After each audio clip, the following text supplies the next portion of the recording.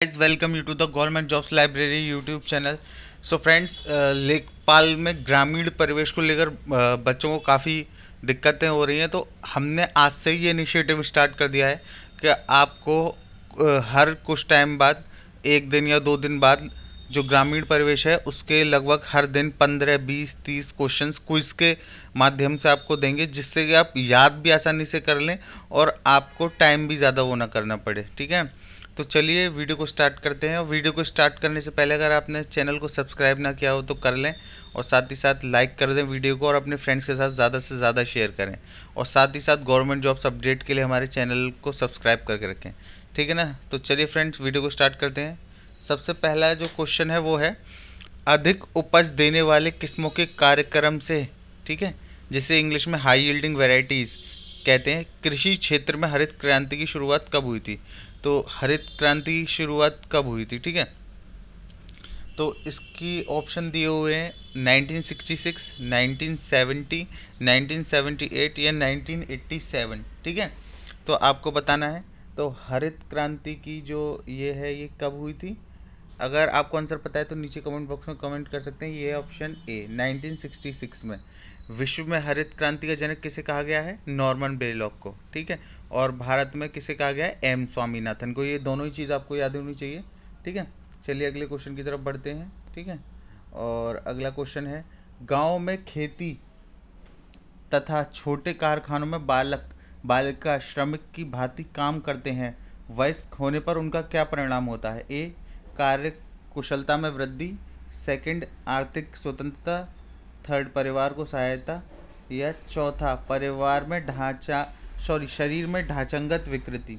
तो इसका आंसर बताना है। काफ़ी इजी क्वेश्चन है। ठीक है, और देखिए ये जो क्वेश्चंस मैं इस वीडियो के माध्यम से आपको दे रहा हूँ, ये काफ़ी इंपॉर्टेंट क्वेश्चन है। चाहे वो क्वेश्चन आपको इजी क्यों ना लगे, पर वो एग्जाम पॉइंट ऑफ व्यू से काफ़ी इंपॉर्टेंट है, क्योंकि कभी कभी हम उन चीज़ों में गलती कर देते हैं जो काफ़ी आसान होती है। ठीक है, तो इसका आंसर है डी, शरीर में ढांचागत विकृति। ठीक है, तो अगले क्वेश्चन की तरफ बढ़ते हैं। किस व्यवस्था में भूमि पर ग्राम समुदाय का संयुक्त स्वामित्व होता है? इसका आंसर बताना है आपको। जमींदारी, बी, महालवाड़ी व्यवस्था, सी, रैतवाड़ी व्यवस्था, या चौथी, काश्तकारी व्यवस्था। ठीक है, तो किसका होता है? तो इसका जो आंसर है ऑप्शन बी है, मालवाड़ी व्यवस्था में होता है ऐसा। ठीक है, अगले क्वेश्चन की तरफ बढ़ते हैं। आपको अगर किसी क्वेश्चन में आपको जवाब देने में टाइम लग रहा है, तब वीडियो को पॉज करके जवाब देख सकते हैं अपना। ठीक है, और कमेंट भी कर सकते हैं, और आप स्कोर भी कमेंट कर सकते हैं। ठीक है, और अगर आपको कोई डाउट है वो भी कमेंट करके पूछ सकते हैं। ठीक है, तो अगला क्वेश्चन है चौथा, इंदिरा आवास योजना गांव में रहने वाले गरीबों को आवास संबंधी आवश्यकताओं की पूर्ति के लिए जवाहर योजना से अलग कर एक स्वतंत्र योजना के रूप में लागू की गई। ये कब लागू की गई थी?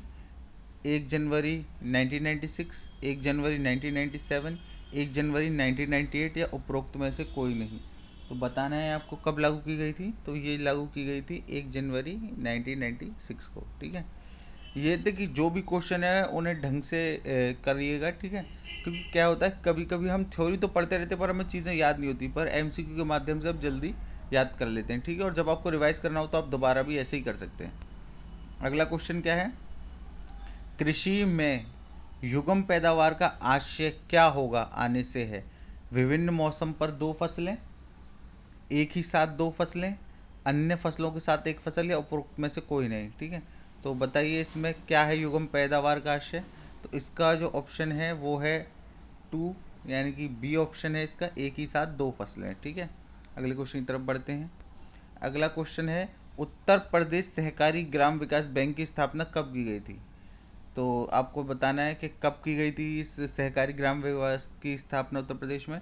1949 में, 1951 में, 1959 में, या 1999 में? ठीक है, तो ये कब की गई थी? इसका आंसर है ऑप्शन सी आएगा, 1959 में की गई थी इसकी स्थापना।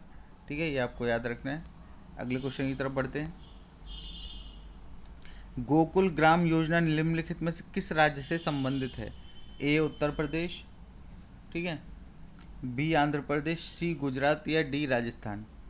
तो बताइए, गोकुल ग्राम योजना, ये आपको याद रखनी है कौन सी ग्राम योजना है, गोकुल ग्राम योजना। ठीक, किस राज्य से संबंधित है, तो वो है गुजरात। ठीक है, काफ़ी इंपॉर्टेंट क्वेश्चन है ये। ठीक है, अगले क्वेश्चन की तरफ बढ़ते हैं। निम्नलिखित में से कौन सा कथन स्वजल धारा योजना के लिए सही है? ऑप्शन ए, ठीक है, ये चीज़ आपको याद रखिए, स्वजल धारा योजना। ठीक है, इससे रिलेटेड आगे क्वेश्चंस हम लेंगे और वीडियोस में। ठीक है, तो क्या है ये, यहाँ राज्य सरकार के स्वामित्व में है या केंद्र सरकार के स्वामित्व में है? ठीक है, या फिर यह राज्य सरकार एवं स्थानीय निकायों के स्वामित्व में है, या यह केंद्र सरकार एवं स्थानीय समुदाय के स्वामित्व में है? तो इसका जो आंसर है वो है ऑप्शन डी, यह केंद्र सरकार एवं स्थानीय समुदायों के स्वामित्व में है। ठीक है, अगले क्वेश्चन की तरफ बढ़ते हैं। अगला क्वेश्चन है, जवाहर ग्राम समृद्धि योजना के प्रमुख उद्देश्य हैं। तो देखिए, इसके ये आपको योजना का नाम याद रखना है, जवाहर ग्राम समृद्धि योजना। उसके प्रमुख उद्देश्य क्या क्या हैं? ग्राम में रहने वाले गरीबों का जीवन स्तर सुधारना मात्र, ये भी ठीक है। ग्राम में रहने वाले गरीबों गरीबों के लिए लाभप्रद रोजगार अवसर प्रदान करना, ये भी ठीक है।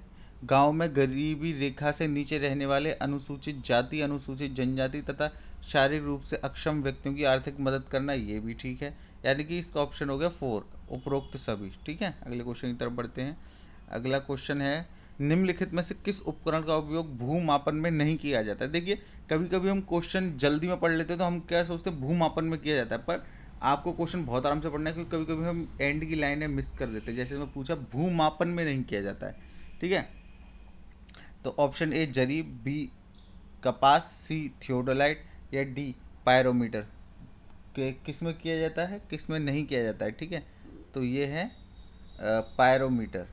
ठीक है, जरीब का इस्तेमाल भी किया जाता है, कंपास का भी किया जाता है, थियोडोलाइट का भी किया जाता है, पायरोमीटर का नहीं किया जाता है। ठीक है, अगले क्वेश्चन की तरफ बढ़ते हैं। अगला क्वेश्चन है, निम्नलिखित में से कौन सा कथन सही है? ठीक है, तो इसने आपको बताना है कौन सा जो इसमें स्टेटमेंट है वो सही दिया गया है। पहला है, संविधान अधिनियम 1992 73वां संशोधन। देखिए, ये जीएस के पॉइंट ऑफ व्यू से भी काफ़ी इंपॉर्टेंट है। ठीक है, वो क्वेश्चन में पूछा जाता है कि 73वां संशोधन किसके लिए है, तो पंचायती राज के लिए है। ठीक है ना, तो संविधान अधिनियम 1992 73वां संशोधन महिलाओं को ग्राम सभा, पंचायत समिति तथा जिला परिषद में आरक्षण सुनिश्चित करता है, ये ठीक है, पहला स्टेटमेंट सही है। स्वर्ण जयंती ग्राम स्वरोजगार योजना का मुख्य फोकस महिलाओं, अनुसूचित जनजाति, अनुसूचित जाति तथा विकलांग व्यक्तियों की सहायता करना है, ये भी ठीक है।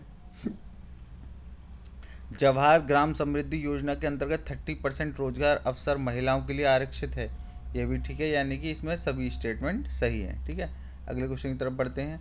अगला क्वेश्चन है, अन्नपूर्णा स्कीम किस वर्ग की सहायता के लिए लागू की गई है? वृद्ध नागरिकों के लिए जो वृद्ध पेंशन के योग्य हैं किंतु उन्हें कोई आय प्राप्त नहीं होती। बी पेंशन प्राप्त वृद्धावस्था नागरिकों के लिए।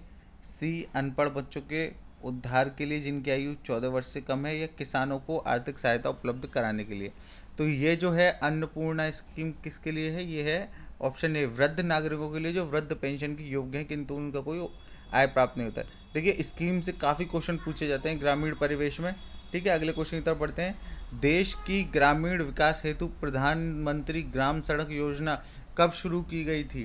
तो आपको बताना है, ये ग्राम ग्राम जो है ग्राम विकास ग्रामीण विकास हेतु प्रधानमंत्री ग्रामीण सड़क योजना कब इस शुरुआत करी गई थी, ये बताना है आपको।